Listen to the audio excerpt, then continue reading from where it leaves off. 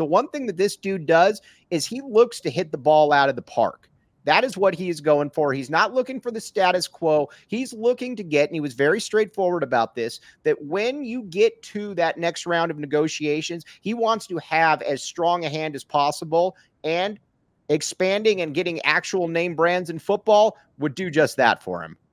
Yeah. I mean, that's what it comes down to. Like Yormark, again, he has a vision. He's telling us what he wants to do, and he hasn't been wrong yet. And right. His vision is very clear. There were certain things at media day he wouldn't discuss, but he was very clear that he wants to bring Big 12 to prominence. And this is the way, he did the whole "we're open for business," right?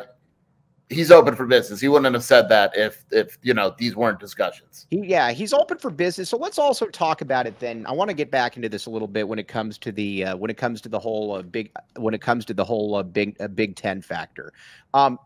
And again, this is just kind of my tea leaves. Now, I think with North Carolina and Duke, those feel like Big Ten entities at this point, if you are going to. And again, that's just me speculating. They're especially Duke.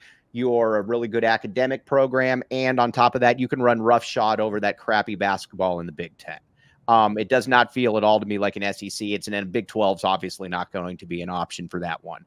But with so those two feel like that. Louisville, though, another one, doesn't really have a natural home. And people need to remember this as well when it comes to Louisville. I know that Louisville has been absolutely atrocious. I get all that the last couple of years. This is still one of the top 10, 11 basketball programs in the entire country. They rake in a ton of money, and football-wise, they've been pretty good as well. Louisville is definitely one that, you can understand why Louisville would be in that priority for. Well, in order to win in college athletics, you need to spend money, right? NIL has to be a thing. It just has to be. And Louisville has it, a ton of it. Basketball, football, they have it, and they're willing to spend money. It's very similar to SMU, even though I put Louisville higher than SMU. SMU's in the ACC because it paid for it, right? Like it's got money. The ACC believes it's going to be successful because of that. Louisville has the foundation to be successful in athletics. It really does. And so what Yormark is probably saying is, look, I get that it's not the best right now, but 5 years from now, it's going to be selling out football and basketball. It has a rabid fan base. It's going to be a really nice addition here. Louisville, with the right coach, you can compete in basketball, you can compete for national championships on a regular basis with the right coach. And in football, you can have a top 20 entity. We've seen both of those, and we've seen a lot of those. Plus, doesn't Louisville kind of feel like a natural fit in the Big 12? Doesn't it feel like that? Yeah, and I want Louisville fans to know that Mike has more love for Rick Pitino than any college basketball coach of all time. Yes. I mean, he's definitely. Well, I'll get random texts from Mike saying, what if Rick Pitino coached that team? Yeah, I'm telling you, I think Rick Pitino's as good a college basketball coach as I've ever seen. That guy is fantastic. Maybe we I like get him. Pat Kelsey, though. I think he was a solid hire. But, yeah, I mean, Louisville feels at home, and that's something we talked about. Like, I grew up on the Pac-12 and all that, but when we went to media day, one of the first things we said to each other off the media, off the podcast and all that is, it felt like comfortable, right? Like it felt like we belonged there. And I think Louisville would very quickly feel the same thing.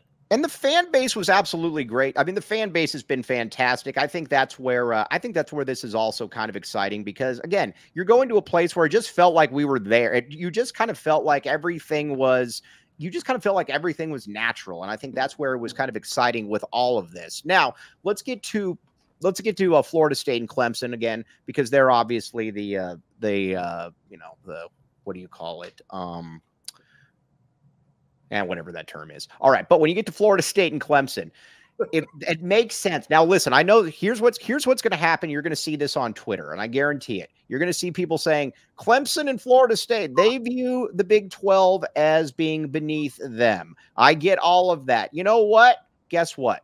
Utah viewed the Big 12 as being beneath it. I can guarantee you Michael Crow viewed the Big 12 as being beneath him. Guess what? Guess who's in the Big 12 now? Utah and ASU. Just because you have this hoity-toity type mentality doesn't mean at the end of the day that, man, when we got to make a move, if that's the best option, then we're going to have to do that. Yeah, sometimes you just got to suck it up, right? I mean, how many months, no disrespect to Utah fans, but how long did we hear from Utah fans and even their AD pretty much when he tweeted against the notion that they'd be in the Big 12, like, oh, it's beneath us. We got the Big 10. It's right there. And then eventually it's like, you're in the Big 12. Suck it up.